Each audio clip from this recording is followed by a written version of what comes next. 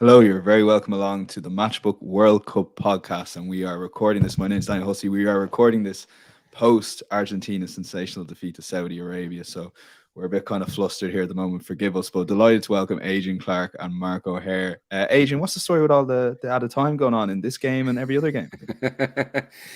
I like it. I like it because providing they stick with it for the entirety of the tournament, it should act as a deterrent for time wasters, shouldn't it?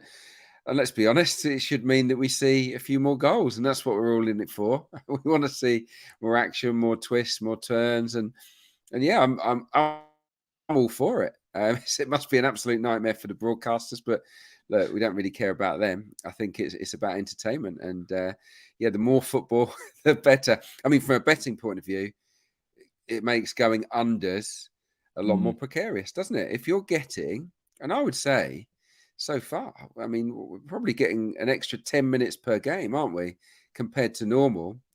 That makes a big difference. So yeah, back in overs is something I'd be more inclined to do based on what we've seen so far. Yeah, Mark, as someone who has been backing a lot of unders this tournament, the referees are kind of running away from themselves, and it seems they've kind of gone to the extreme end of cutting out time wasting. And I guess their VAR checks and yellow cards and injuries, everything seems to be adding up to this 8 or 9 minutes. Yeah, well, I'm in complete agreement with Adrian. Really, we're robbed of so much football in a domestic match. Some of the sort of time added on that you get in a standard Premier League game or in the Champions League is criminal, to be honest. And all for it. Really, I'm happy to add on another 15 minutes if necessary. If people are going to time waste and we're going to have stops for VAR and whatever else. So, yeah, I'm a big fan of it, and also.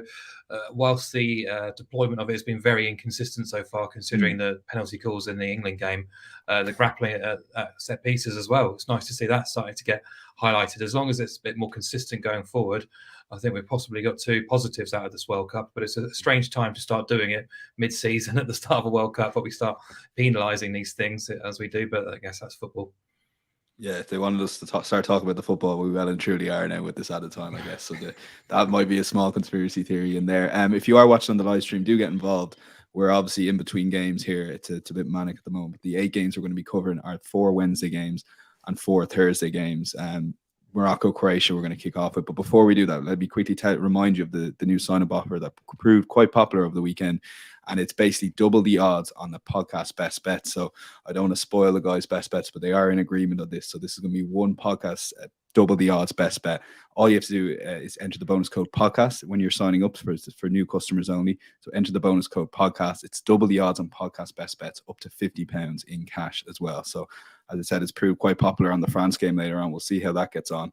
And the guys are in agreement here. So well worth checking that out. It's 8 games. We're going to get straight into it. It's Morocco versus Croatia. This is the Wednesday morning game, 10 a.m. And if the Argentina 10 a.m. game is anything to go by, it's well worth getting up for these, let me assure you. And you can see we're betting to just over 100% there on the Matchbook Betting Exchange. Morocco are 4.1. Croatia are 2.18. The draw is available at 3.3. Both teams to score yes is 2.14. We're giving Morocco a quarter of a goal head start at 2.14, and the total is 2.25. Adrian, we'll go to you on this game. I guess Morocco were kind of spoken highly enough with in the outright podcast. Where are you looking in terms of a bet here? It's a difficult game. It really is, especially actually in light of the unexpected scorelines we've seen so far. I mean, no one was predicting a 6-2 for England against Iran. Certainly no one was predicting what we've just seen with Saudi Arabia beating, the second favourites, Argentina. So it does make you second guess yourself. It's a big game, I think, in the context of the group, for two relatively evenly matched outfits, I would suggest. So on that score, going with Morocco ahead of Croatia because of the price differential would be something some people might want to consider. I was looking at Croatia, I have to say, initially, because I think they're a decent tournament team. I think that they've got an excellent midfield, and I do believe that will make a difference for them throughout the tournament. But I've plumbed for something a little bit different here. I've gone for a cagey first half, a half-time draw. The reason being because there aren't too many standouts, I think, in terms of splitting these two outfits. I was looking at the recent record. 5 of the last 6 Croatia games were level at half time. 3 of the last 4 Morocco games were level at half-time. I think historically the draw at half-time is often a winner. And I think it's priced up pretty well, actually, at over evens, 2.06. So that's where I'm going with this one, because I think it's a tricky match to call. We've talked about Morocco, good fullbacks, some real flair players in there. Not a bad side at all. But I'm not confident enough to support them over the 90 minutes. The same with Croatia, if I'm being honest. So that's where I've landed, a half-time draw. Probably 0-0, but obviously the 1-1 gets us out of jail. Yeah, Mark, very briefly, you're a no bet in this race. Halftime draw, just in terms of a betting angle for you, have you ever, I'm going to throw you under the spot here, have you ever kind of gone for that? Do you see value in that market? Maybe kind of dissect what Adrian's talked about here. So that's the halftime draw, 2.06. Yeah, I've backed it before, and obviously being the early kickoff, by all accounts, it doesn't sound like the heat is that much of an impact on teams so far. But certainly the first game of a World Cup, you'd expect things to be quite cagey to begin with, and traditionally it has been a winning market in the first round of group games too. And I think so far we've seen 6 games, 4 of them have gone under 2.5 goals, and therefore you've got if you're going unders over 90 minutes, then the opportunity to back a halftime draw at odds against is certainly appealing. Yeah, absolutely. We'll move on to the second game. So that's again, all these bets will be on Matchbook Insights and recap for Adrian and Mark's selections. But the second game is 1:00 lunchtime on Wednesday. It's Germany versus Japan, and Germany are currently 1.48 to win this. Japan are 8.0. The draw is available at 4.9. Both teams to score yes is 1.92, slightly favoured in that market, and Japan are getting a 1.25 goal head start at 1.89. The total is 2 3/4. So, Mark, over to you on this one. I mean, given we won't speak too much of the outright, but given Argentina's loss, this will definitely galvanise Germany and Spain in this group, and you're expecting Germany to get off to a flying start here. Yeah, I mean, the World Cup's already started, hasn't it? Now we've seen some of these thrilling matches already, but this feels like it could be the first game to really kind of get out of hand in terms of an attacking, entertaining prospect, because the Germans will go for it. That is their way under Hansi Flick. There's chatter in Germany about him trying to field as many of his Bayern Munich contingent as he possibly can from the very beginning. We know that Sané is out injured, so it looks like a 6-pronged Bayern Munich attack, which means Muller, it means Gnabry, it means Musiala, probably Goretzka and Kimmich as well. So the combinations are already there. They know how Flick wants to play, and that very much is with the handbrake off, and they will look to attack Japan. So they've scored in 14 of 15 under Flick since he's come into the hot seat. They've scored 4 goals or more on 6 occasions as well. And even if you look at the fullbacks positions, you've got Rahm on the left, who's more of a wing back rather than a left back, really, and powerful athletes in Rudiger and Süle, who are playing centre half, who will be big dangers from set pieces. So they can hurt you in many different ways. And I think they will hurt this Japanese team, who have been criticised quite heavily, actually, over the past couple of years for going away from their own cliche, traditional Japanese style, which is to move the ball quite quickly, short passing systems.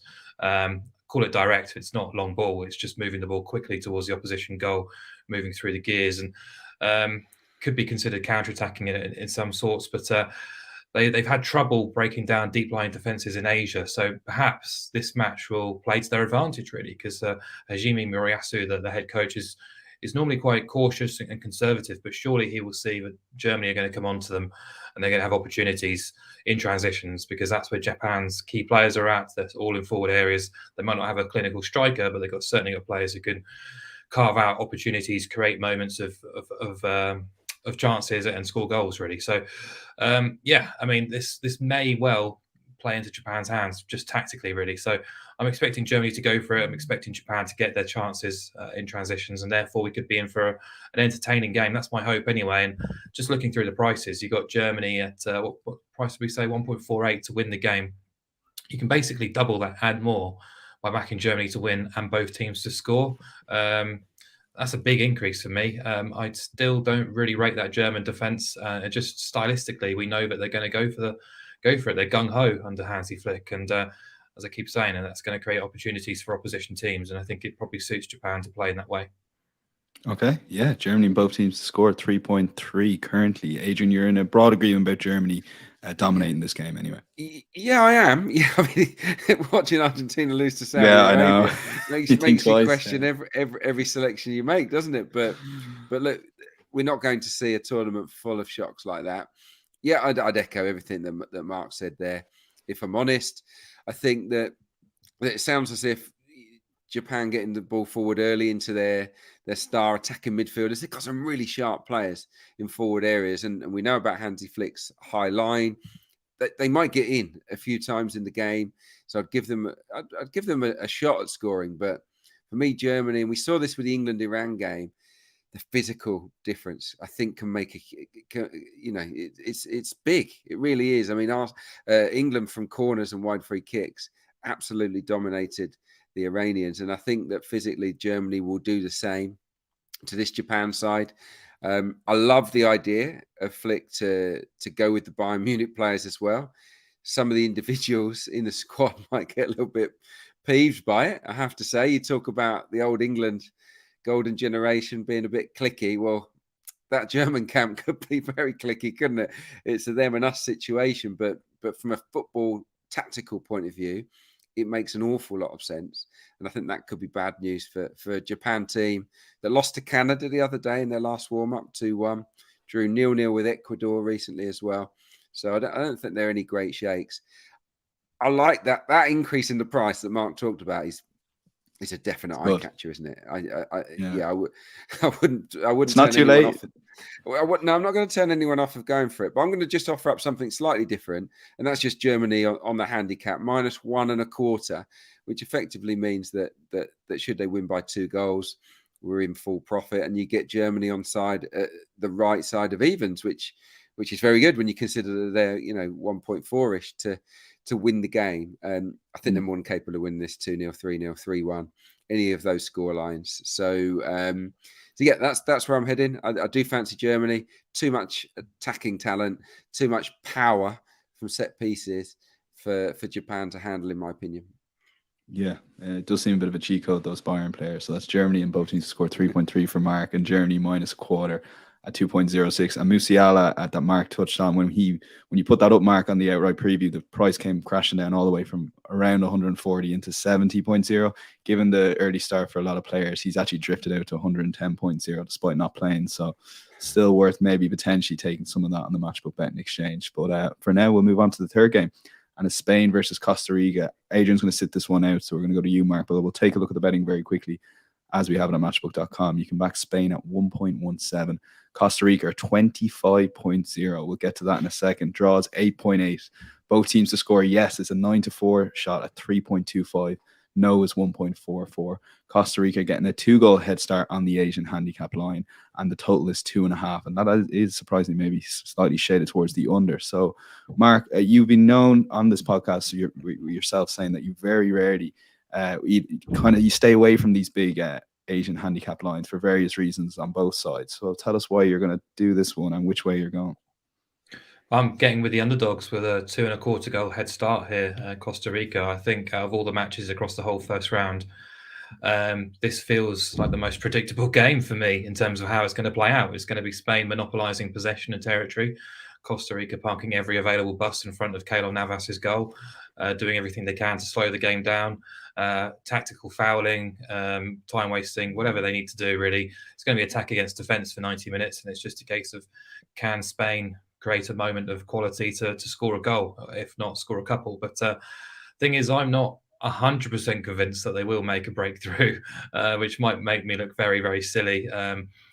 But I mean, Spain traditionally have had problems, opening up deep line defences, low block defences. If you look at their performances over the past 2 years or so, that's where they've come a cropper, really. And going back to the Euros, we all came out of the Euros thinking Spain were arguably the best team in the tournament and should have really been in the final after that performance against Italy in the semi-final. But it's quite surprising to many. In the Euros last year, Spain won 1 game in 90 minutes, despite reaching the final 4 and being the better side in most. And that's because they do lack a clinical edge in the forward positions. And I think centre-half is an area of weakness too. But since that Italy game in the semi-finals, they've been beaten by Sweden, scraped a 1-0 against Greece, scraped a 1-0 against Sweden at home. They were beaten by Switzerland away and scraped a narrow win at home against Switzerland, held away in the Czech Republic as well. So they've not been as dominant as you expect Spain to be. They have had issues breaking down these stubborn defences. And traditionally, too, they start tournaments slowly. It's 5 wins from 15 first matches in major tournaments going back to 1990.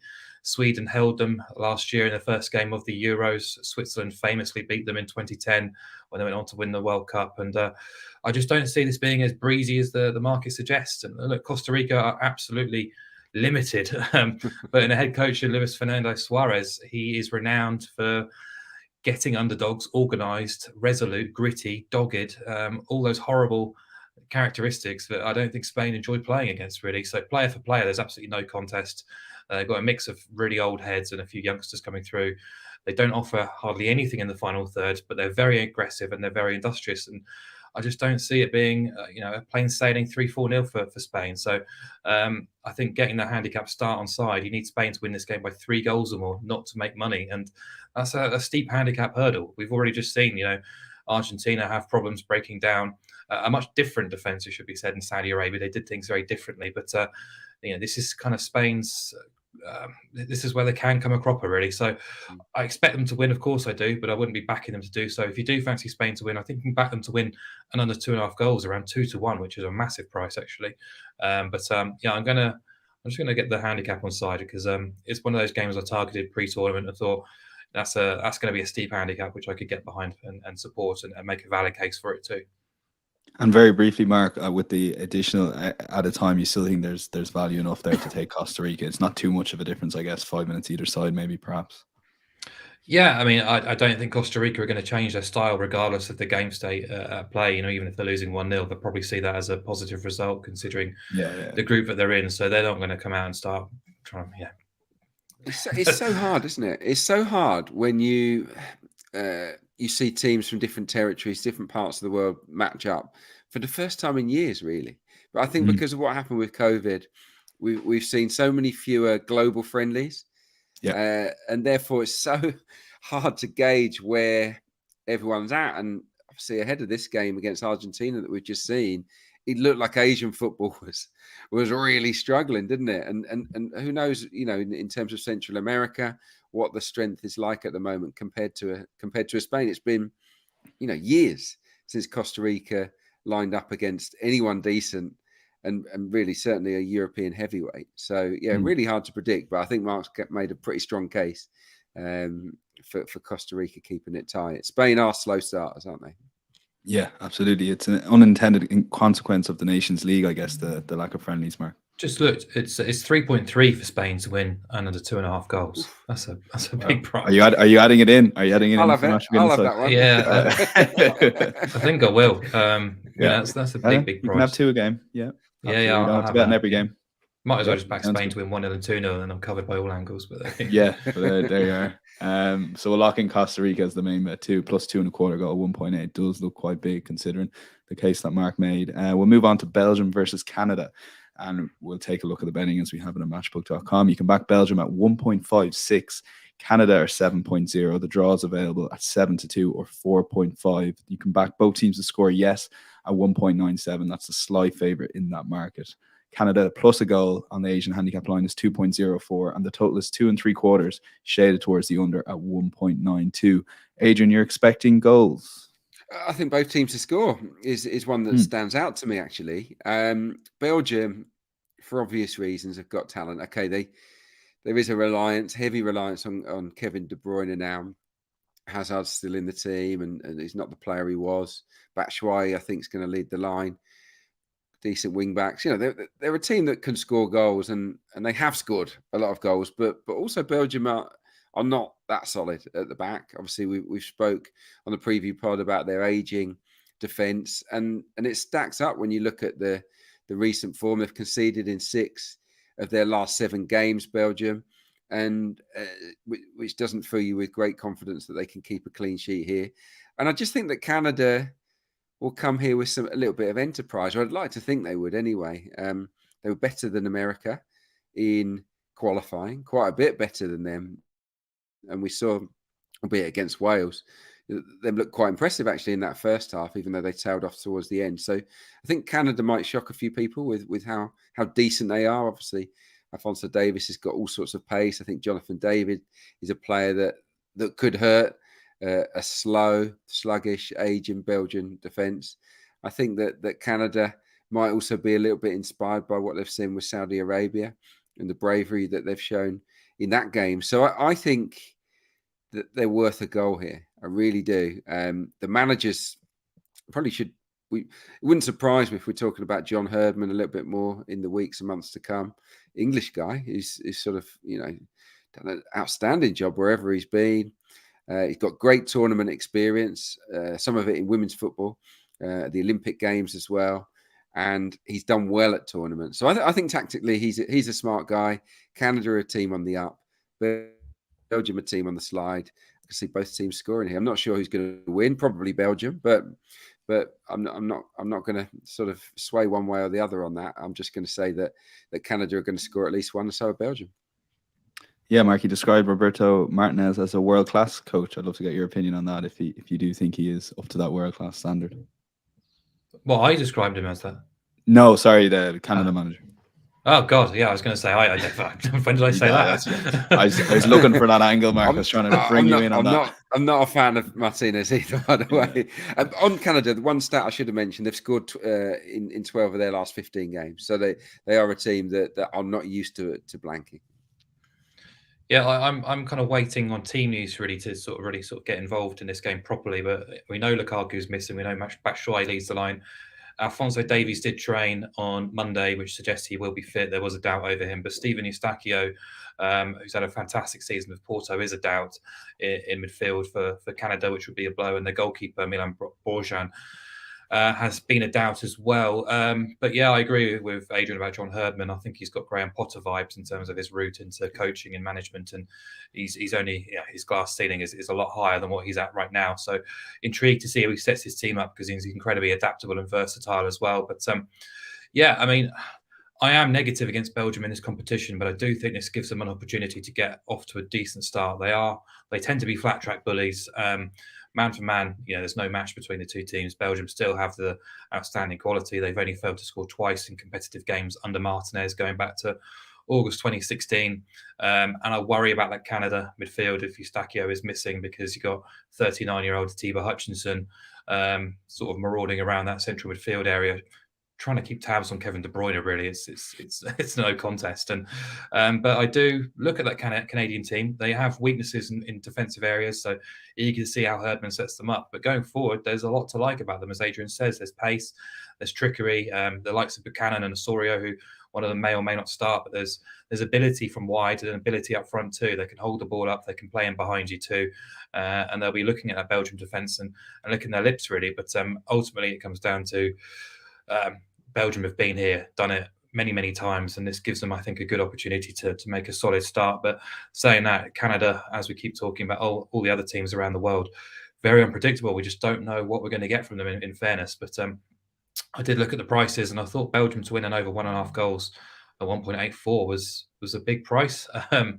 You're only asking Belgium to win by any scoreline. It's not 1-0, and to get 1.84 on a team who were third place 4 years ago. I know they've declined massively in defensive areas, but they've got ability in forward areas, and they will score in this match. So, yeah, that was my play. It's not my strongest at all of the week, but the price did appeal.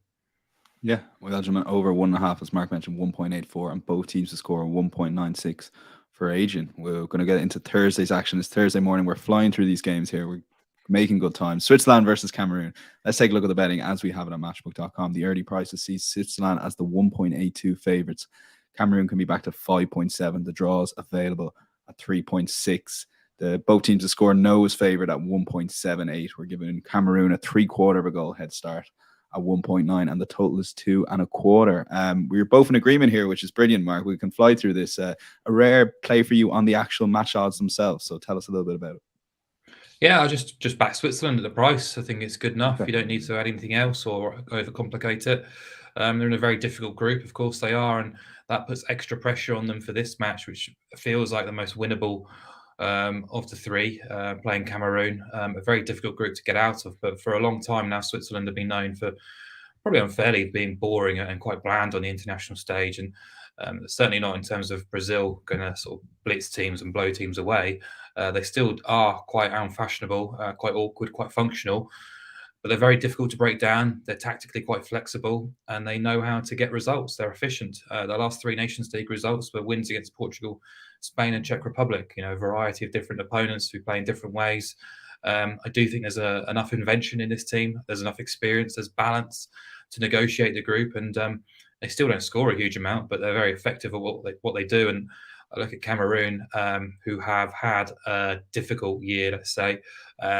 Their last couple of appearances at the World Cup have been very, very poor. They've gone home without a point in the last 2 tournaments.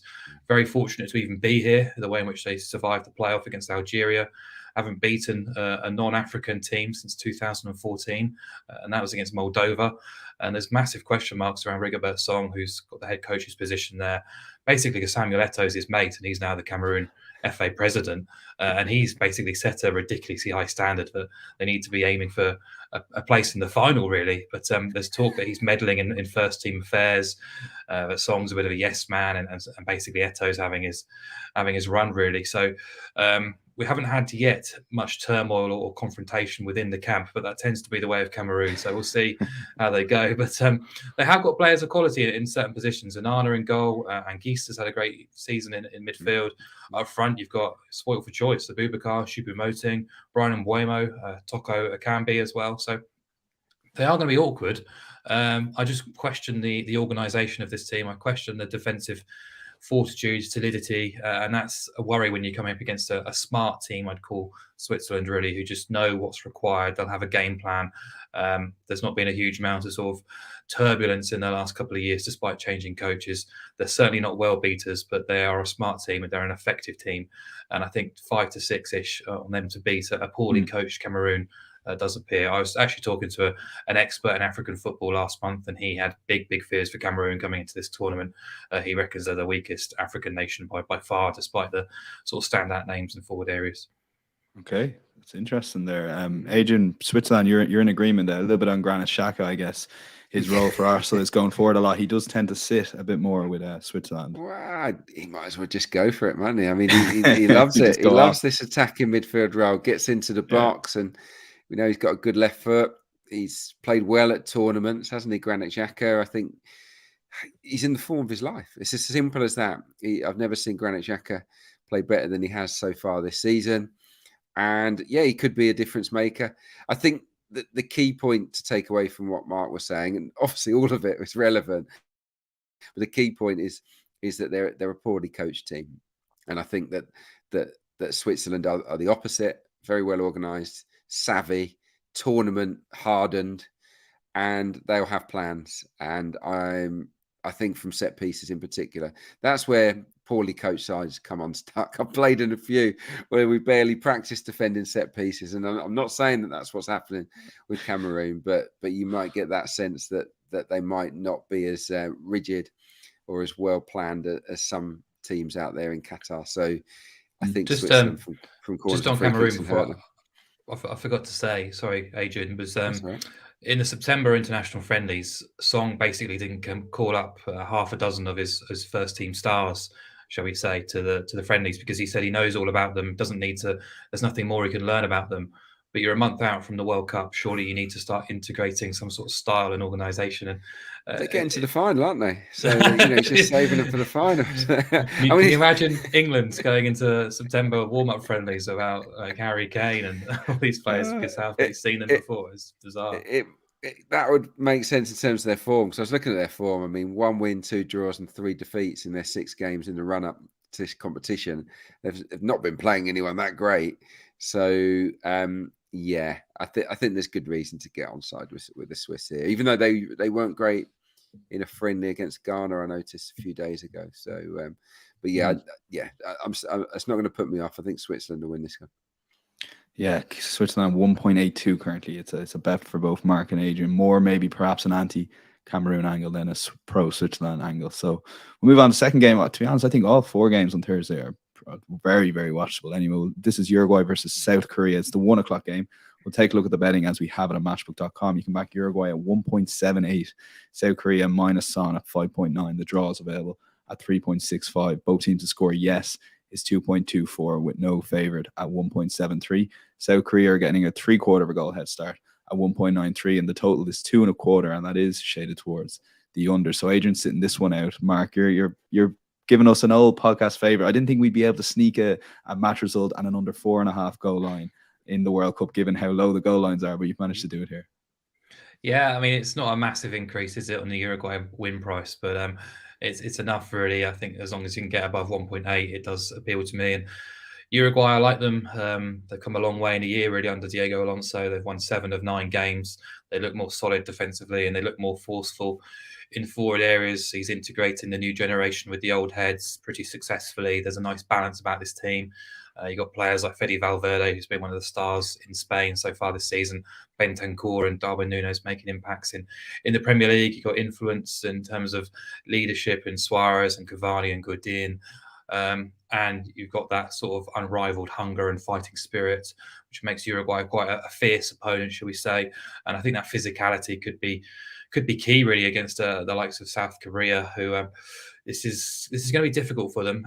We've seen already Qatar and Iran fall flat, and Saudi Arabia produced a worldy performance, but South Korea haven't been pulling up trees in Asia for a while now. Exited at the group stage in back-to-back World Cups. Their record at the World Cup when not hosting is just 3 wins from the last 27 games. And there's a general sort of apathy towards the national team under Paulo Bento, who is moving away, like Japan, from traditional ideals, really, of playing exciting, fast, counter-attacking football to being much more possession heavy. And they've looked stodgy. They've looked short of ideas. It's not allowed Son to sort of release the shackles, really, and they've looked shaky defensively too. During qualification, they were outscored by both Australia and Iran in the third phase, and they're not going to get too many open spaces, I don't think, against a Uruguay team who will be very rigid and well organised. So whether Bento has a sort of rethink coming into this match, you'd suggest you might have to do, because South Korea will have to play very differently to how they do in their own confederation. But just a sort of nod towards Uruguay, really. I think having to, the carrot is to go and win this group, because if you finish second, you're likely to meet Brazil in the last 16, and that puts extra pressure on from the off. And I think Uruguay will be happy to just scrap and fight and battle, get a goal, defend what they've got, and try and get on to the next match. And I'm not writing South Korea off completely. They've still got players of promise, and Son being fit and available in the mask is a huge boost. But outside of him, there is concerns, but they probably don't stack up to the likes of the South Americans. Yeah, so Uruguay, as Mark mentioned, 1.78 match odds, but if you do want that boost, very close to 10 to 11 at 1.9, you can combine it with the under 4.5 goals angle. We'll move on to Thursday, 4 o'clock game. Cristiano Ronaldo. There's been a lot of talk off the pitch about him. He'll finally get his chance to score maybe a 90th minute penalty and tell us all how wrong we are to write him off, perhaps. Portugal are 1.41, Ghana 10.5. The draw is available at 4-1 or 5.0 on Matchbook. Both teams to score. Noah's favoured a good bit here at 1.61. The Asian handicap line sees Ghana get a 1.25 goal head start at even money at 2.0. And the total is 2.5, shaded towards the under. Mark sitting this one out. We don't have to have a bet in every game. Adrian, you're back in here, and you kind of do like siding Portugal here, perhaps though with an unders play. Yeah, I think it's as much anti-Ghana as it is pro-Portugal. Although, for all the noise around Cristiano Ronaldo, they've still got a lot of other good players in pretty good form as well. I think obviously Bernardo Silva, we know about his quality. Bruno Fernandes, I think, has been much, much better lately. He's been scoring goals on quite a frequent basis, actually, for his country in the run-up to this tournament. And just looking at the form line, 5 clean sheets in the last 8 games. And traditionally, Portugal in tournament play are quite hard to break down, aren't they? So particularly under this coach who seems to have been there forever. So I think they're capable of shutting Ghana out. And they did beat Switzerland. We've just been talking about Switzerland in the Nations League. They beat them 4-0. So they've got the capability to produce top performances, Portugal. It's just they haven't done it often enough. They did beat Nigeria 4-0 in a friendly the other day. And if you're thinking about a timeline of form or a comparison, Ghana beat and lost to Nigeria 2-0. So they won 2-0 against Nigeria, and they also lost 2-0 against Nigeria. And this is a team that Portugal swept aside, albeit in a pre-tournament friendly. So that would give me confidence to back the Portuguese here. Ghana, I mean, they've got some good players. Thomas Partey is in outstanding form. He's been brilliant. But there are a lot of new faces, I believe, in the Ghana squad. They've brought in some players that have only just decided to represent the country, and that presents one or two issues potentially, I think, in terms of settling in and them acclimatising to international football. Lost 3-0 to Brazil not that long ago. Ghana lost 4-1 to Japan. Don't think this is vintage Ghana at all. And yeah, I can just see Portugal having enough. A little bit like Holland had enough to beat Senegal the other day. I think that we could see another drabbish game, but Portugal coming out on the right side of it. Yeah, Portugal 1.41 on the match odds, so it does seem a bit of a boost to combine it with under 3.5, and you get the 1.95. We'll move on to the final game here, which is the Thursday 7:00 game, and everyone's pre-tournament favourites Brazil. But they have admittedly a very tough group here. In Brazil are 1.51 against Serbia. Serbia can be backed at 7.6. The draw is available at 4.7. Both teams to score level at 1.97 apiece. Yes and no. The Asian handicap line sees Serbia get a 1-goal head start at 2.12, and the total is 2 3/4 goals, shaded towards the under at 1.89. And we'll hand this over to you, Adrian. We'll stick with you on this one. And there's agreement with you and Mark again, which is great to see.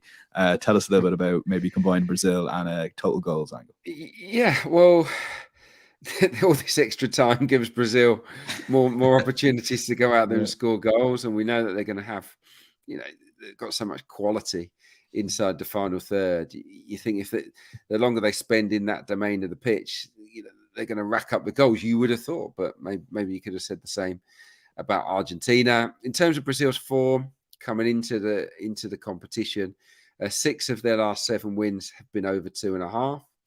5 of their last 7 wins have been over 3.5. A lot of 4-0 tonkings chucked in there.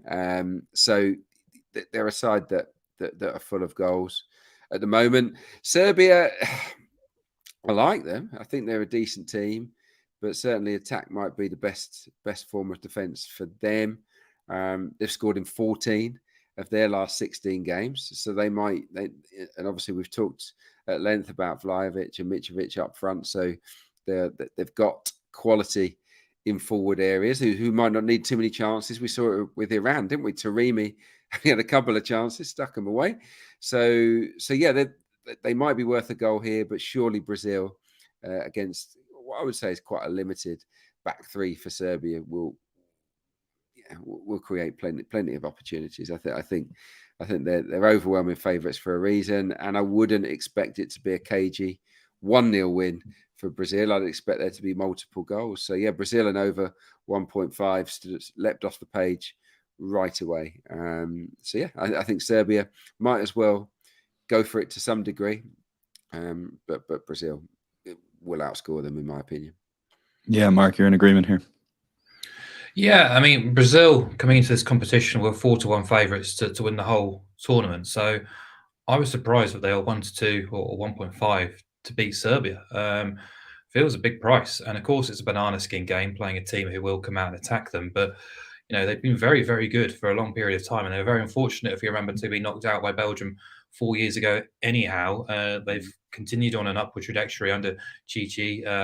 Individually the defense doesn't look all that great, but actually it's all about the system, and they haven't got very adventurous fullbacks, and they've got 2 players in the midfield pivot in terms of Fred and Casemiro, which allow the forward-thinking players to do their business, and that's where they've just got a gluttony of options. And it might surprise people, but Vinicius Junior isn't even guaranteed to be in the starting 11.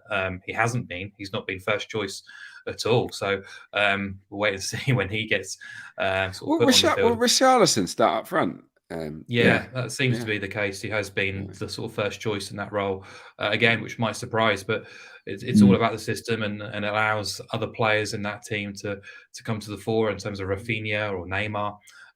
Just got bags of creativity and flair and ability off the bench too, and they scored 13 goals more than Argentina through qualifying. They've lost twice in competitive games under Chichi as well.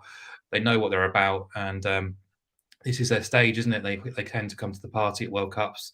And Serbia, I've seen a lot of them actually over the last couple of years, because they're in Ireland's qualifying group, as you probably have done as well, Dan. And they kept 1 clean sheet on the route to topping that group, with Portugal, Ireland, Luxembourg, and Azerbaijan in the group. Include the Nations League, which were games against Norway, Sweden, and Slovenia, and they've kept 3 clean sheets in 14. That's my big concern about Serbia, is can they get the balance right? It worked for them in the last 18 months. They've got so much offensive quality, but defensively they can be exposed. And their head coach, Dragan Stojkovic, a legend of the Yugoslav game, he's basically said, we've got all this quality in forward areas, we're going to try and use it. So they are going to come out and play, they are going to have a go, and that should lend itself to being a really exciting end-to-end game, you hope anyhow. But Brazil just probably too smart and wise for Serbia at this stage, and I'd expect them to get the job done. So to exclude the 1-0 and actually get Brazil to win an over 1.5 goals, now what I see is 1.82. That's a pretty nice price, isn't it? You're just ruling out one correct score in Brazil to back them at 1.82. It's very attractive. Yeah, Mark, obviously with Argentina's loss, Brazil are currently time recording 1 o'clock on, what day is it? Tuesday. Brazil are 4.2 to win the World Cup. So I know that's based on Argentina, but that's still, you're looking at that 1.5 price. All right. And I can only echo what Mark's saying. I think Ireland got a 3-2 defeat to Serbia, with Mark Travers making an error last minute. And then in the Aviva, Serbia should have been about 5 or 6-0 up before Ireland equalised. So there is goals in that team. So it does look a confident bet from the guys. We'll move on to the long shot section, a new section we're bringing in for the World Cup. If it performs well, or we just enjoy doing it, we'll keep it going throughout our weekend football and Champions League coverage. The long shot section, I guess mostly it's focused on the correct score markets, but the guys can go wherever way they want with it. We'll start with you, Adrian, because this is a shout now. When I saw this price, 15.5, I got a bit excited. And I can see it happening as well, but take it away. I've plucked a scoreline out of thin air, to be perfectly honest. I mean, none of us have that crystal ball, unfortunately. We can't name the score ahead of kickoff. But I thought the price was good because Mark backed Germany and both teams to score. I backed Germany on the -1.25 goal handicap. We're expecting goals. We're expecting a German win. We possibly expect Japan to contribute. Therefore, 3-1 looks good to me. I think based on the tournament so far as well, the amount of goals that we're seeing, I think the 3-1's a realistic looking scoreline, and it comes in at 15.5, which is juicy, I reckon. So let's go with it. Decent price, and particularly an hour before kickoff, those prices can even get more competitive on the Matchfoot betting exchange, just the nature of the exchange. So if you're sitting down to have a bet, do check out the correct score markets on Matchbook. And on that subject, Mark, you've also picked a correct score. Now this one does seem quite feasible, and again, it's going back to a little bit of what you were saying earlier. Yeah, I said it before the England game and look how that went, but it feels like we've seen this. I get it all right. Yeah. It feels like we've seen this game before. It's going to be attack versus defense for 90 minutes or 100 minutes, depending on how many's added on. You would assume Spain will make the breakthrough at some point, whenever that comes. And if they fail to do it in the first half, then it could be quite a nervous second half. So Spain to win by 1-0 at 7.8 was a reasonable price, I thought. As I said, I read out some of their scores against some of the lesser lights that they've played in recent times, and teams who will defend with 2 banks of 4, and quite often the wins are coming by a 1-goal margin, so and often 1-0. So yeah, Costa Rica are no good whatsoever, but I can expect them to be pretty competitive and try and keep the score down. So 7.8 on the 1-0 Spain win. And who's the Spain penalty taker when they get that inevitable second half penalty? Or good question. Who is it? Morocco, I assume. Okay, Morata's the one, maybe, perhaps. Spain won, Costa Rica 0, 7.8 for Mark in the long shot section, and Adrian's going for Germany 3-1 against Japan at 15.5. Before we get into best bets, I've touched on it a little bit earlier in the show, but if you don't have a Matchbook account and you'd like to set one up, this is for new customers only. You can enter the bonus code podcast. Let's enter the bonus code podcast and get a cash, double your odds with cash up to £50. And that is only on podcast best bet. So you enter the bonus code podcast. And this week we're in agreement. So it's very simple for Wednesday and Thursday games. If you want to avail of this offer, you take Brazil and over 1.5 goals at 1.78. Mark, do you want to summarize it very quickly, and then I'll let Adrian do it as well onto why you're going for this game and combining the overs? Yeah, I think Serbia's style will allow Brazil to sort of show what they're all about, really. Serbia will come out all offensive and try and attack Brazil. It's the only way they know, really, under Dragan Stojkovic. And I do think Brazil defensively are probably being slightly underestimated by some because of all the attacking quality they have in forward areas. They are quite a solid unit. I'm not saying Serbia won't contribute to the scoreline, but I just think tactically it will allow Brazil to play their game and get off to a winning start. So the increase on Brazil to win from 1.5 to what is now 1.82 is really nice, just excluding the 1-0 correct score for a Brazilian win. Serbia don't keep clean sheets, and it's very difficult to see them sort of silencing that Brazilian forward line. Yeah, Adrian, very quickly, it's been updated. It will be updated now. So Brazil and over 1.5 goals versus Serbia 1.82 is your best bet as well. Yeah, I mean, when you double the odds there, it's very, very appealing. I think that most observers would expect a Brazil win here. Attack is the best form of defence for Serbia, and that should leave space for Brazil's plethora of talented forwards and attacking midfielders to go and cause some damage. I do think Serbia might be worth a goal. We know that they've got a quality front too, but if you're not keeping clean sheets against the likes of Ireland, I don't mean too much disrespect, boys, then you're going to struggle against Brazil. So I couldn't resist. I can't believe that. I can't believe that. We were doing so well. And it was the early Stephen Kenny reign. A lot of positives. We scored 2 goals away. First game, wasn't it? The first game of the whole qualifying phase away in Belgrade. Yeah, and we probably should have got a draw out of a Mitrovic, but to be fair, they were the better team. And in the Aviva, yeah, we did score that goal and we celebrated like we'd literally won the World Cup, because we haven't been there since 2002 in Saipan. And there was a great documentary on our national broadcaster only last night talking about Saipan. So it just shows you we won Ireland back in the World Cup, which we will get there eventually, Mark, I'm sure. Yeah, that's nothing very positive. No comment. Yeah, we were missing Miguel. He was working in the Argentina game, and what a game. Looking forward to reading his pieces on The Independent. He'll be back on Thursday, 12 o'clock with the guys, and we're recording Friday at 12 o'clock, and they'll be covering games all the way up to next Tuesday as well. And for those listening, timestamps are available on the description for if you want to go game by game, and all bets will be summarized on Matchbook Insights. My thanks to Mark, my thanks to Adrian. Enjoy the next couple of days, guys. We'll be back on Thursday, 12 o'clock, but for now, take care, enjoy the football, and we'll chat to you on Thursday.